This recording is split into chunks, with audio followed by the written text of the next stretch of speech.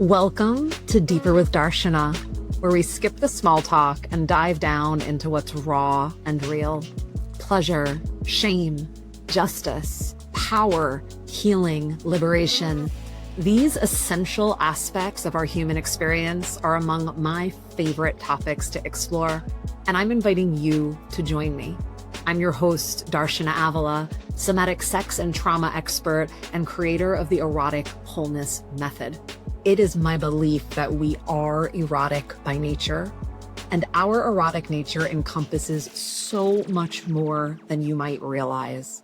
Come along as I drop into curious conversations with other passionate pros and sensual seekers, and occasionally share musings of my own.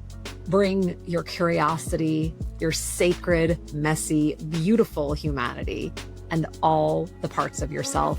And let's go deeper together. Today's conversation had me smiling so big as I was in it, and I have a feeling you're going to feel the same way. I am joined by intimacy midwife Elisa Spring of Spells of Truth. And this woman, spoiler alert, total crush on her. This woman embodies such a potent, grounded, authentic sensuality in her midlife. She is a mother of 4. She is a mover, a dancer. She is just a beautiful soul.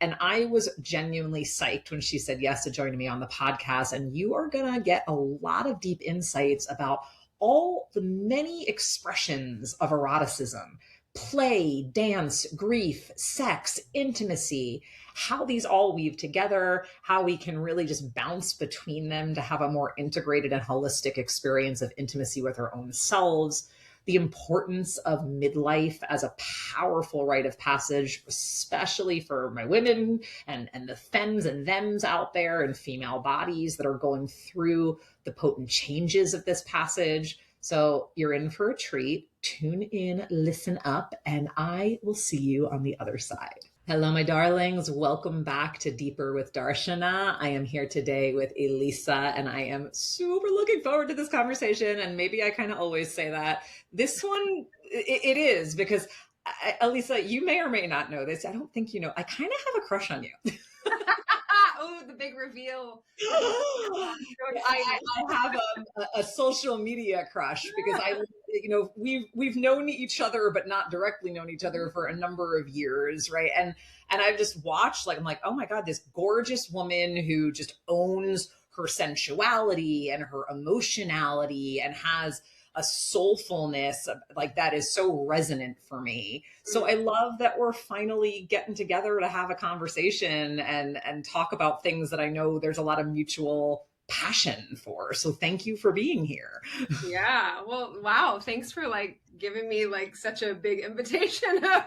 Crush energy is a certain kind of energy, right? So there's a beauty in that too of acknowledging that and the sweetness of attraction and all the things that bring us into magnetism together. And so, I knew that it would be fun to talk with you too, because of your ability to name things so beautifully and in your humanity. I think I'm personally ignited by those people who can be in a closer relationship to their humanity, whatever that means for them. So just being human, because this human thing is hard and messy, and how do we make it fun and also real? So my business is Spells of Truth, so there's this inkling towards truth, and I think I appreciate that you're able to see that through social media. And I've done my best there to use it as a really an experiment of my own humanity too, right? Of how do I want to lean into this space and show at least parts of myself that that hopefully can be a kind of remembrance, because I think that's the beautiful benefit of social media, is that it can be this place of remembrance. It's not, everybody has their opinions now on social media, but I think that for me, it's been really largely a place of finding resonance with other people or not, and actually rubbing up against that too, right? What is the oh God, what is that? So the both end of it, It's funny that you bring that up, because goodness knows the online platforms are rife with opportunity to bump up against. And I was having a conversation with somebody really dear to me yesterday about honestly what is a kind of a homogeneity of my social world, which is to say, I tend to keep company and have relationships with people who have similar politics, who have more similar lifestyles. And on the one hand, we could say like there, you know, like attracts like, and there's something kind of normal and natural about that. But my friend was challenging me a little bit of like, she's like, it kind of sounds like you've got rules and like rules about like who you'll get close to and who you won't. And I was like, no, I don't. And then I was like, shit, yes, I do. Because there's actually, I think there's something really generative, and you use the word and invoke the sentiment of being more human and connecting to our humanity more, and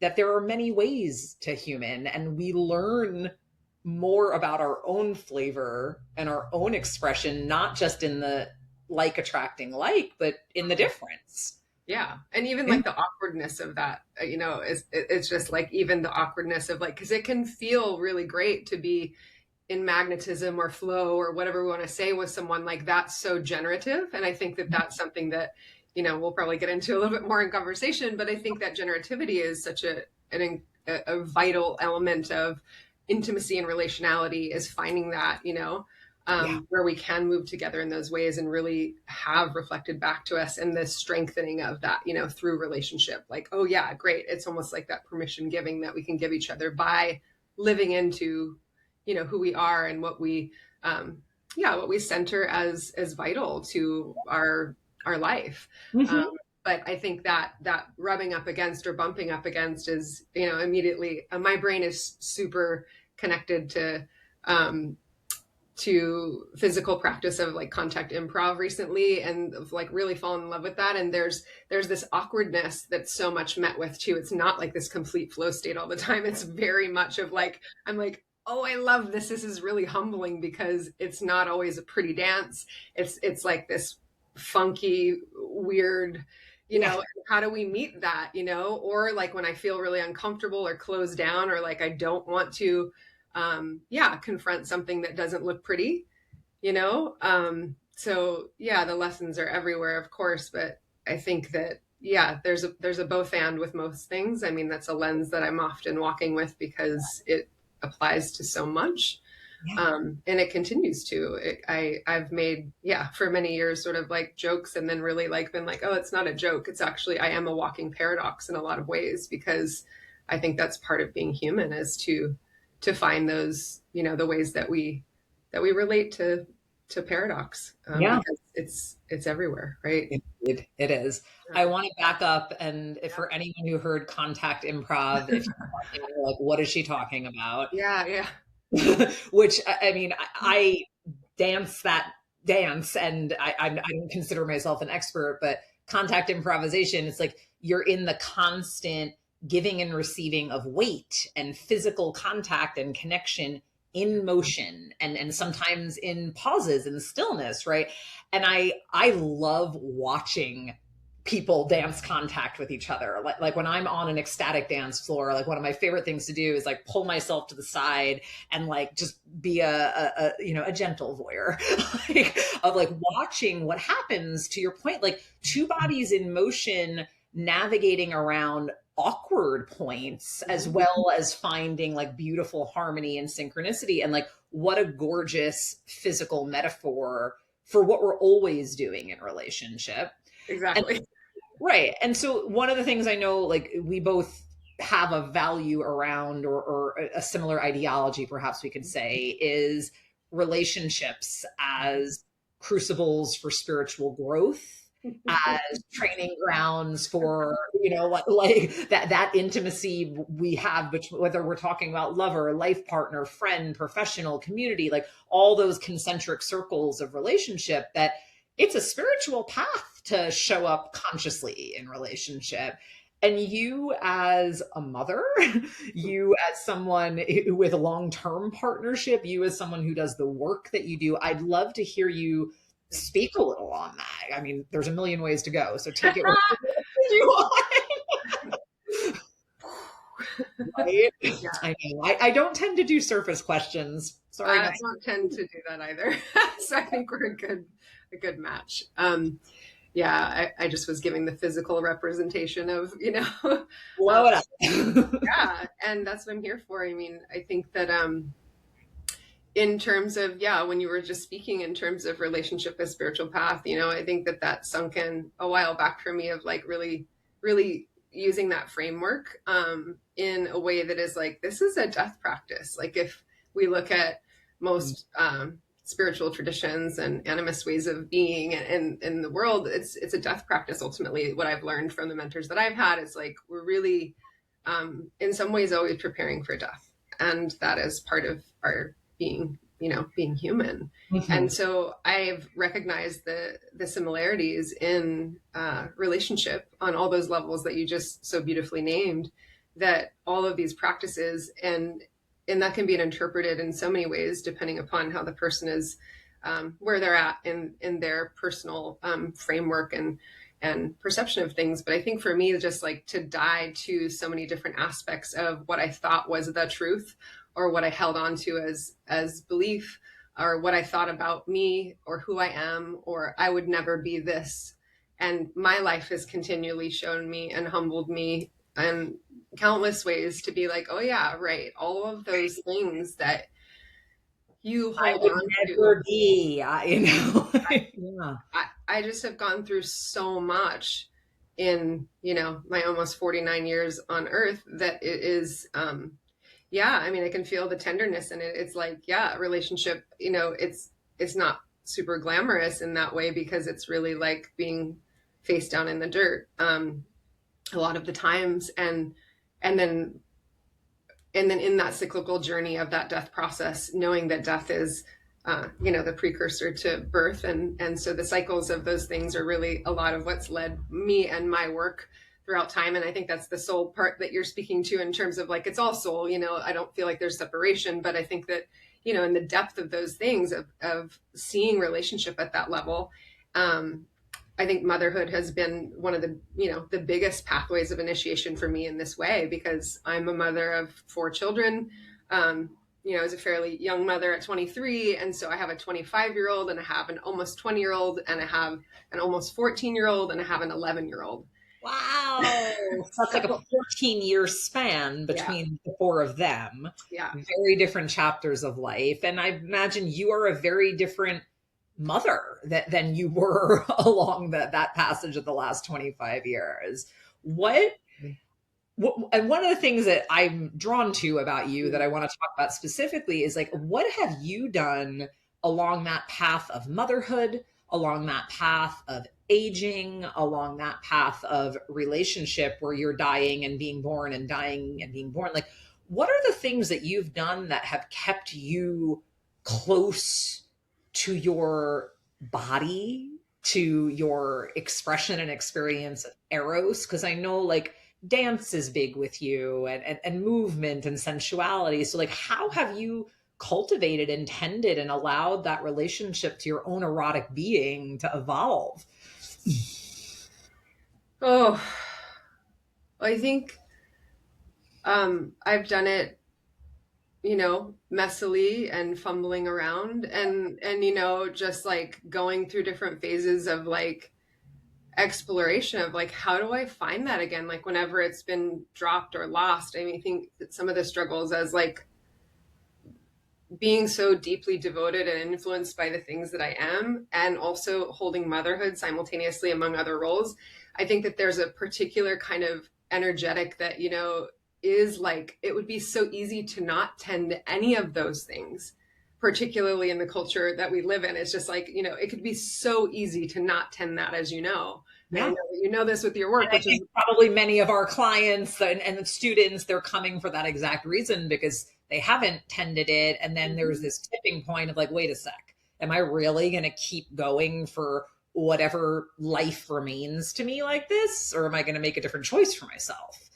Yeah. And I think honestly that there's also this bit always been like, I can track back to my childhood very young, and the energy and like aliveness and eros and like pulse of life force that was alive in me at such a young age. Like I was so sure, like I did not want to do ballet. Like actually that felt so stiff to my body. It was like, I don't even relate to that kind of movement, because I had like the option to do tap and ballet and jazz. And I was like, yes, tap, definitely jazz. And so, you know, I did too, by the way. I did tap and jazz when I was a little one. Of course you did.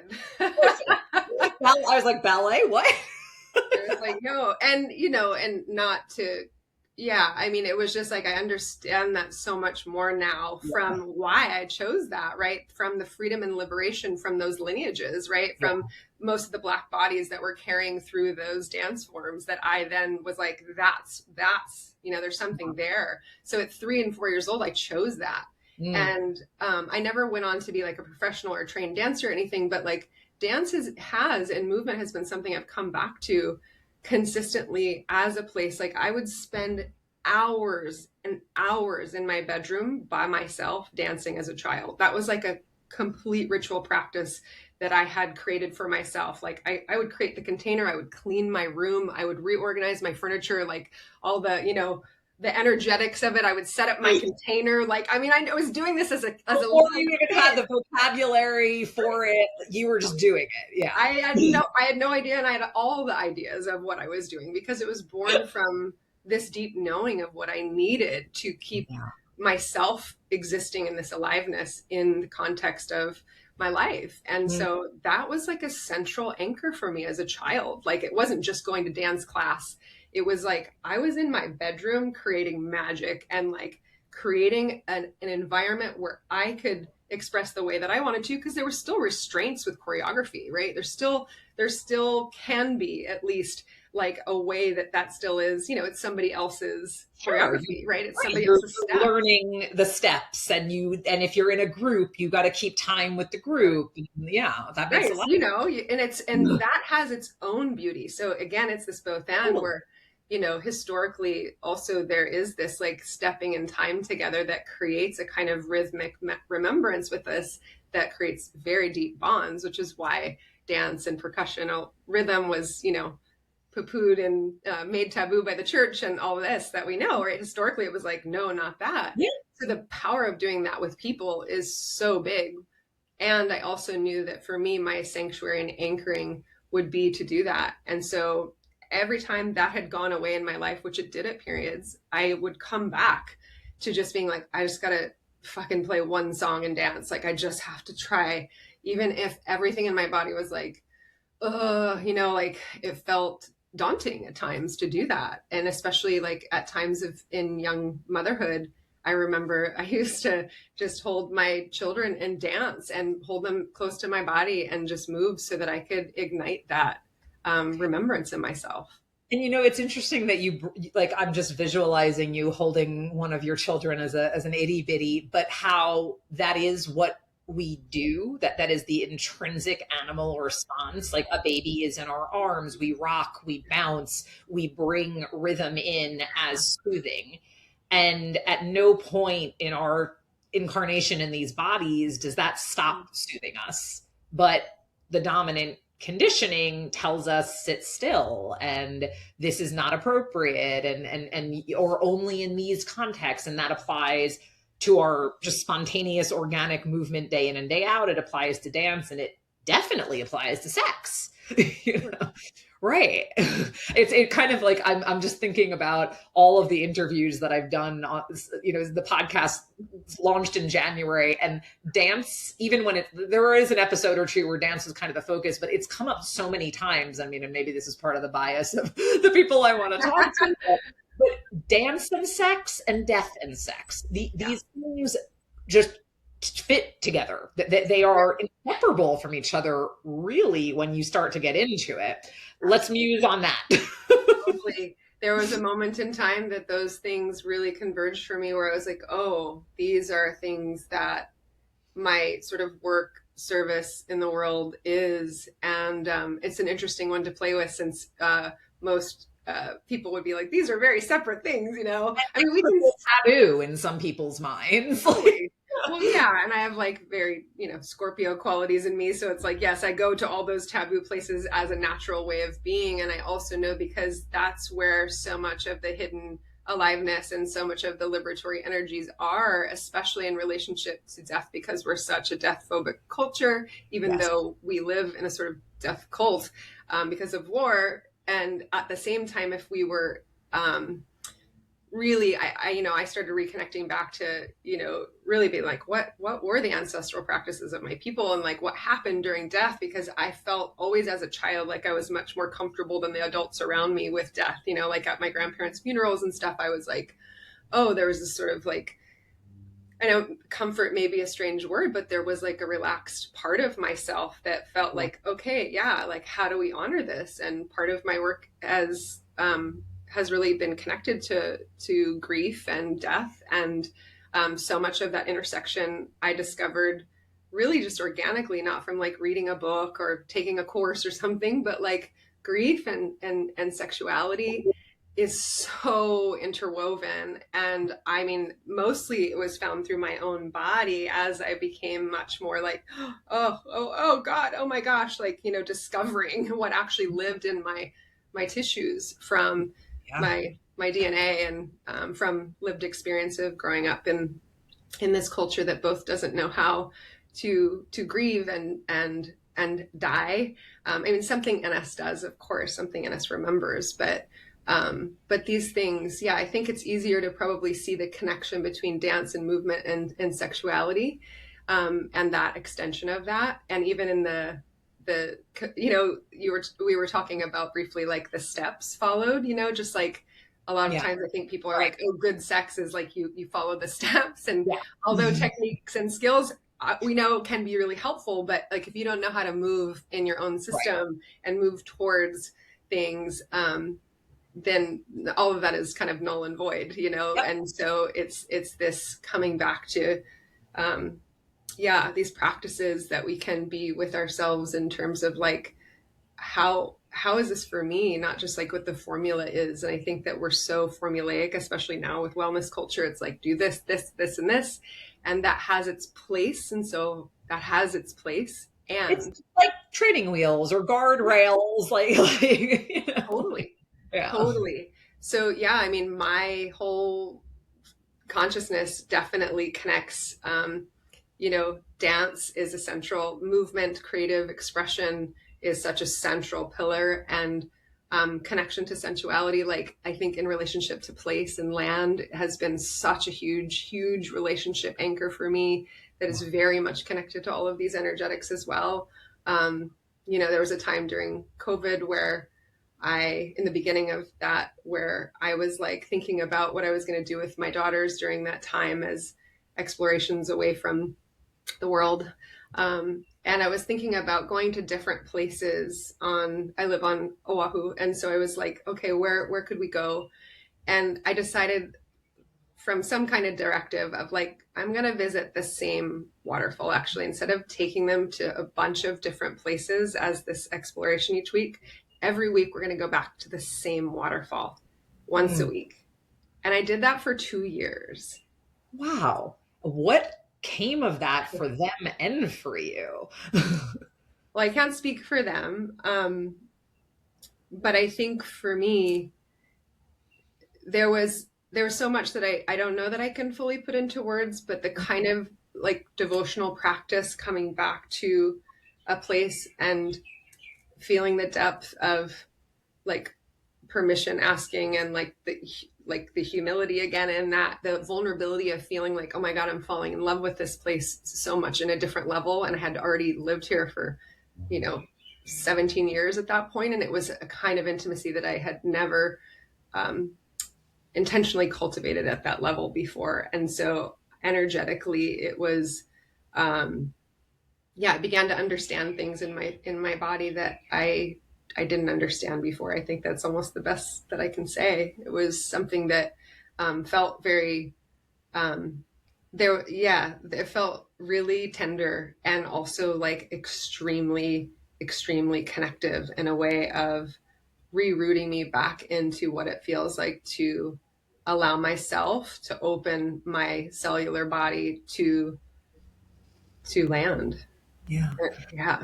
And, I think there's so much to be said, such a strong parallel between the inner wilderness and how the outer wilderness lets us access that. So when you're talking about the land, like even if it's not deep, deep wilderness, remote, removed, which is kind of hard to come by on an island, you know, but the premise being like fostering a connection to place, to land, and that kind of consistency that you spoke of, it can't help but also foster a consistent tending to intimacy with self. Mm-hmm. And that's the thing that I've experienced. Absolutely. Like my relationship to nature is very, very much about a love and appreciation, a reverence, a yearning to be with place. Mm-hmm. And also it's that deep yearning, longing, reverence to be intimate with my own self in a way that I think it's very lost on most of us, the way we live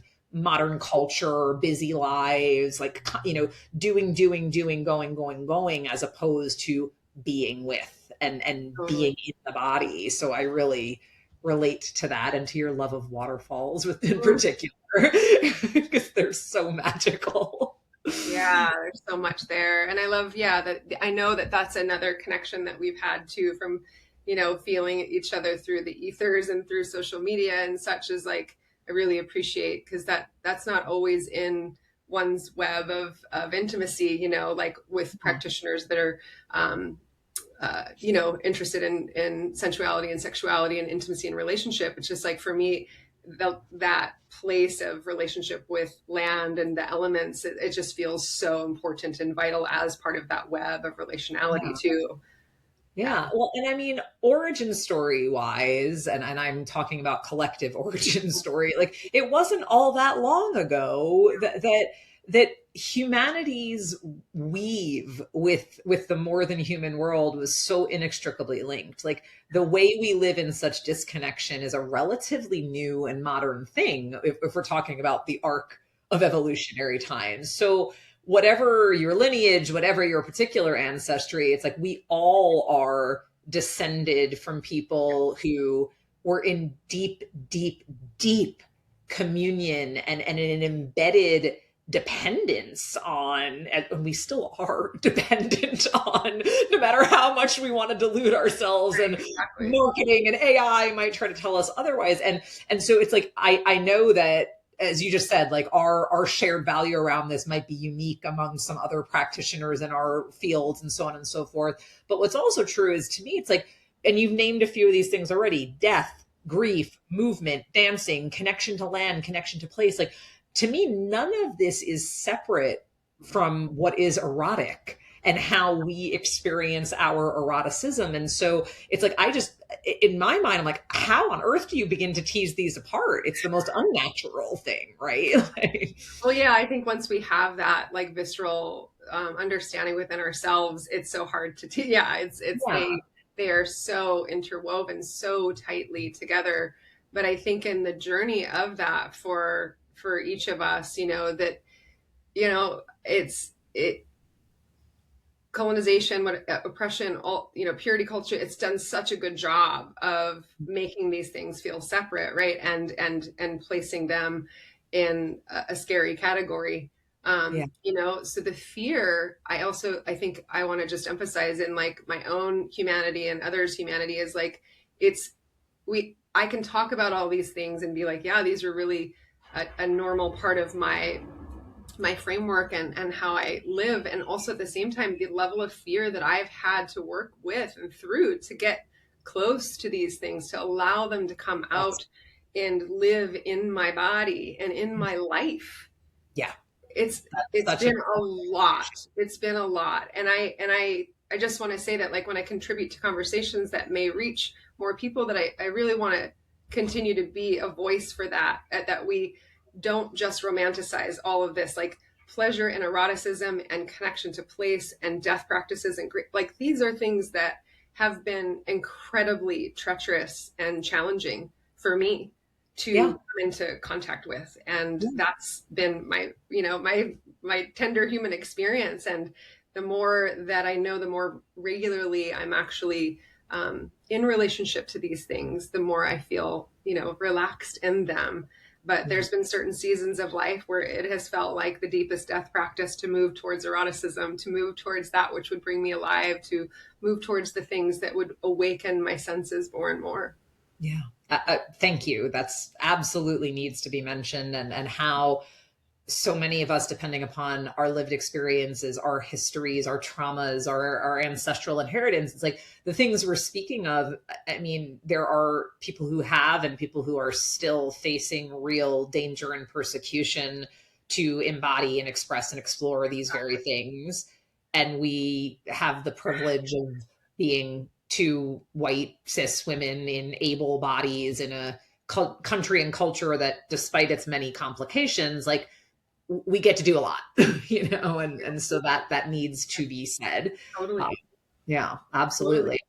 And, you know, and to your point about the, let's call it the personal work that it takes to be able to move toward, to allow these experiences, I really empathize. It brought to mind the first time that it's coming to memory. It's possible there was a time prior, but I remember the first time I was having sex with a partner and my climax turned into like sobbing tears on the other side. And we were more newly dating. And so even though there was like a lot of spiritual intimacy in this relationship as compared to prior ones, like I remember just how intensely vulnerable that felt. And I was like laying in the bed, like trying to cry quietly. And like, because I was like, oh my God, like I couldn't stop the crying, but I was like, can I at least like tamp this down? And like, and it was him turning toward me with like a genuine care and curiosity that gave permission, and just like the floodgates broke open. And how much of an internal battle was going on in that moment, because, you know, that was early days compared to where I am now, where this is such a common experience in my life, my office, certainly, like facilitating this for my clients is like one of the peak experiences I get to have, because I know that it's an initiation. Like when we actually include space for grief and pain and sorrow in this experience of heightened pleasure, sensuality, like it's such an integrative experience that so many people are yearning for without even realizing it's what they're yearning for. Totally. And I know that you feel strongly about this, and that like taking the pathology out of grief is something that you, like. Yeah. Thank you for that story too. I just think it's so important. I mean, to just name those stories as you did, and share your experience of that, and that inner tension of like, I'm bursting open with tears that need to be expressed and need to have a safe enough space for them to come. And at the same time, like, oh my God, is this okay? And what the fuck, am I allowed to feel this way? And what is this? Wait, like I just was in the highest peak pleasure and now I'm in this. And like just the inner confusion because of just not coming from being taught that this is something that is possible in our sexual experiences. And with our own selves, you know, we could be alone, we could be partnered. But I really relate. I remember the time that was transitioning for me too. And really being like, oh my God, I felt like I hit this place of like, there is something so deep here that I am accessing.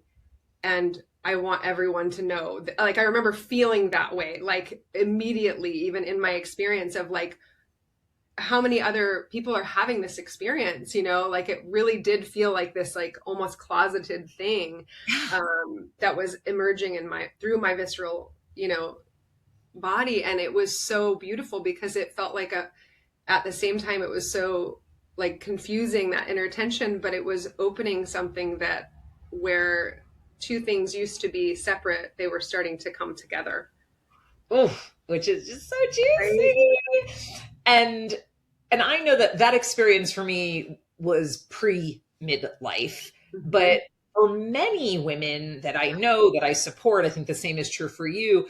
Midlife is often where the rite of passage of this more integrated experience, call it the out of fucks to give phenomenon, call it like whatever you want. But we know like a lot of women, and goodness knows we've got a long way to go until perimenopause, menopause, so on and so forth, are being treated with due care and thoroughness in a broader sense. But it is true that they're in like the common conversation at an unprecedented level. Yes. And there is an understanding of female bodied folks like really going through this tremendous portal, that this midlife passage.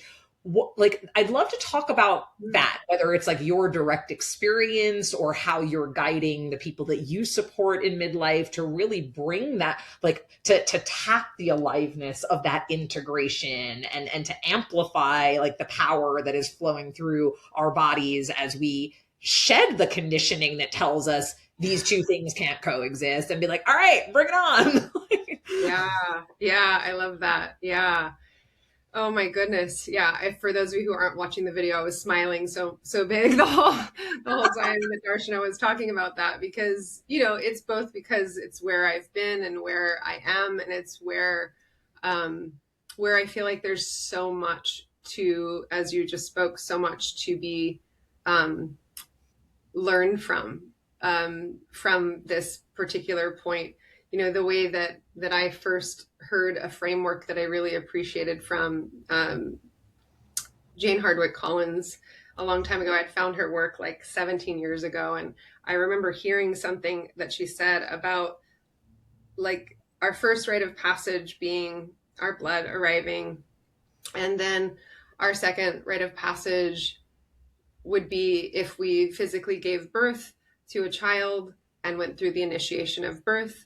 And then that could look very different ways for those who didn't have children, but they may be birthing something else in their life that's huge, that may feel just as vulnerable and may have that same feeling of that rite of passage that took them to the other side of something rather than themselves, right? And then the third being this passage, which is like this unknown time, which is much more deeply mysterious because we don't know what, when, and how. We know that we're in this transition. I remember at some point in my earlier 40s being like, whoa, there are way different things happening through me. And I didn't even really, in being in the midst of it, I feel like I'm not quite as swirled in that confusion right now. But, what that brought an understanding of was also the things that I may not have actually been able to be with at those earlier rites of passage. Those first two will likely come again to the surface during this perimenopause midlife stage, because the next rite would be death, right? So this is a stage where it made sense to me, where not in a way of like, oh my God, everything I never addressed is going to be on the table. It's not like it can feel heavy, of course, but there's a way in which we may have more ability to be with those things that we didn't in the past. And I feel like the fire that we are so familiar with to some degree of like, everyone has heard of the hot flashes and the fire that comes, right? And so I love this perspective and orientation towards feeling that fire as a way that we thaw from freeze. And so that heat is helping us to thaw from the previous things that have put us into freeze. I love that so much. There's another episode of the podcast that, with another person I think you'd love to. Her name is Poe, and we talk a lot about functional freeze in that episode. And the idea that so many of us, particularly femmes and thems, like, women, like we function while remaining completely frozen and numb on the inside. And when that thaws out, which I think is very accurate to this midlife passage, it's like, and I agree with you when you say things that like perhaps haven't been completed, or that we didn't really attend to, or we didn't allow ourselves in those earlier stages kind of come back around again. I think one of the most beautiful, benevolent like ways to exemplify that is like, what did you love? What did you love so much when you were young? Totally. Like what creative pursuit or hobby or whatever it is, what did you just give yourself to that at some point in time, it was like, oh, well, society says, I don't get to pay attention to this anymore, like, or this is not responsible, or you're not going to make money off of this. And it's like, now in midlife is the chapter where we have the space and the confidence to turn around and be like, actually, I'm going back for that thing that my 6-year-old was like totally into. And like, I'm actually like, I'm not for the first time, like I'm about to start a ceramics class, because that was one of the things, like I remember, and it was literally love of Play-Doh. Like I used to love squishing my hands in Play-Doh and making things. And then I had a story that I'm not an artist for so much of my adult life. It's like, oh, I'm not an artist because I don't make something with my hands. And the primary way that I started to unwind that was, I'm going to take art classes. I'm going to take ceramics classes. I'm going to draw. I'm like, I don't give a shit if it's good. I'm an artist because I make art. Like, and midlife gave me that. Oh, I love that. I love that so much. I took a ceramics class not that long ago too.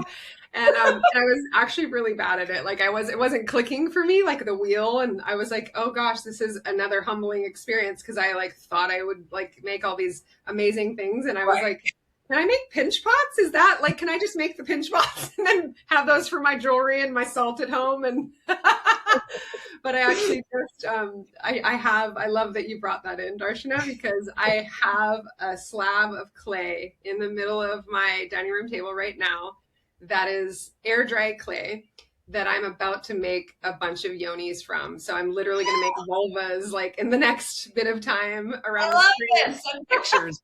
Send pictures. Because I made them a couple years ago, and then I painted them gold, and I gave them as gifts to my friends. And it's so sweet because I'll be at like my friend's acupuncture space, and she has the gold yoni on the altar in there, and I'll be like at another friend's house, and she's got the gold yoni, and so I got re-inspired to make these gold vulvas. Yeah, I think we should be plastering the world with golden vulvas. Exactly.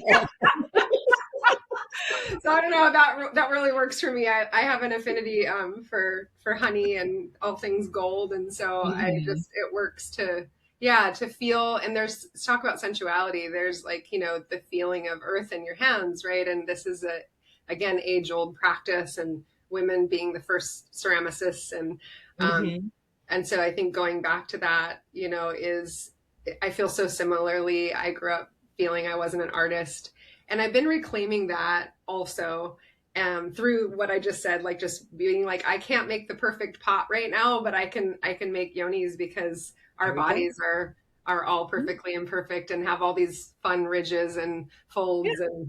And I don't think it's a stretch to say that our dance is art and our lovemaking is art. And in your case, how you mother is art. I mean, and it's like in the way that this conversation that has touched on so many things, to a certain person's ear, this might be like, what are these women talking about? They're all over the place. And to me, I'm like, we're just talking about eros and eros and eros and eros. Like, totally same for me. Yeah.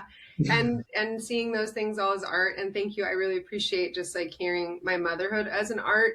I think that, we're still struggling, I think, to get that to the forefront, right? To really see that as art. And it's like, as a mother, I think there's so much societally, like if you do this, you're kind of shamed. And if you do this, you're looked down on. If you do it this way, it's like, no matter which way. And we could apply that to anything outside of motherhood in general. But I think with motherhood, for me, it's really this long span of the last 25 years, realizing that like, oh shit, I really just have to fucking do what I know is true and right for me in the moment. And I just try to teach my kids that we can change directions as best we can, but let's be honest, integrous people as much as we possibly can, let's, and have fun and express ourselves while we're doing it. And yeah, I think that you're right. Somebody could listen and be like, where are they? But this is so, it's so heartwarming for me and so grounding to be, with the presence of conversation where we're passing it back and forth because this is what we live, and this is what we live and what we're continuing to invoke through our own embodiment. And I think that that's the biggest gift that we can give. I don't want to try to be anything other than what I am and what I live, so that's the most powerful part is like, okay, so my art is messy dance, then I would, like, and I would argue that, I don't know, I think you're going to agree, like all of this has made me better. For lack of a better word, like I'm better in relationship with myself. Yeah. I'm better in relationship with my beloveds. I am a better lover. I am a better friend. I am a better practitioner, teacher, like because of allowing this full spectrum experience. And what you just said about like you're showing up as yourself and basically like what other option is there? I think there is another option, and we see it all the time. Like a lot of people who position themselves as an expert in whatever the thing, but they haven't really done their own journey with it, that they haven't embodied it deeply. And so it's a joyful thing to be with you as well, because I know like you've really been walking your path, and that as you guide people, it's based on that terrain you've been through yourself, which there's no substitute for that. There's no substitute. Yeah. And bless those that are trying to do it before it's there, like we all enter in that. And there's those parts of our paths where, I've fumbled all around, and then to be able to find a place where it's like, oh yeah, this is real and viscerally felt, because it's just the truth that lives in me, and the things that I've traversed that make an understanding at a deep level. And yeah, I'm stoked to be a human who's gonna keep learning and unlearning for the rest of my time. Indeed, both in equal measure, may it be so, learning and unlearning. Yeah. And there's a perfect little segue for us here. If someone's like, oh my God, this woman, Elisa, she's so wonderful. How do folks learn more about you? Where do they find you? How do you share your gifts aside from great Instagram content? Really one of the places. Yeah, I haven't been super active there, but I think I'm going to jump back on the horse in a minute. But yeah, I mean, Instagram is a great place. It really just is a place of connection, and I'm pretty reachable through there. So I love human connection, obviously. So if you want to message me there, feel free. Also, you can go to my website, which is spellsoftruth.com. And I'm right now, working one-on-one with clients in these realms. All the things that we've explored today is what I love doing with other people, and helping to midwife them through some of these processes of getting in contact with a deeper place of their expression and intimacy. And right now, I'm really loving doing in-person events in my community. I'm holding monthly grief rituals that have been so rich and so generative and incredibly beautiful. And so I'm loving that. And then I've been teaching also. I love Betty Martin's work so much. I know you do too. And so I've been teaching some great Will of Consent inspired touch practice groups that I hope to keep doing, and some dance movement stuff I feel like is on the horizon. So because that's that return to the young one, and it's like my young one's like, you've always known how to do this. This is play. So yeah, you can reach out to me either through my website or through Instagram. Thanks for asking, Darshana. Of course, and those will be linked in the show notes. And it's been such a just easy, sweet, joyful conversation with you. Thank you. Yeah, thank you for the invite. Absolutely. Is there like any little nugget of wisdom that you're like, oh, I didn't say this thing? And if the answer is no, that's totally cool. But I always like to ask as a way to wind us down. Yeah, I think what just popped in, which I'll follow because that's the impulse of the moment, is that recently I have really reconnected with the spirit of play. And that has felt like such an incredible gift to give oneself. And so I think that if you can find people to play with, or find a person to play with, to be in play, or to have that with self, with whatever you're creating, to like infuse some play. It's like, we need it right now. We need some good play right now. And so for those of you who already know how to do that, respect. And for those that are remembering or reconnecting, there's so much that we can access through that. Yes, I love that call to play. Thank you. I'm taking it to heart. Such a pleasure. And for those of you who've been listening in, it's a pleasure. And thank you. I appreciate the gift of your attention and being here with us.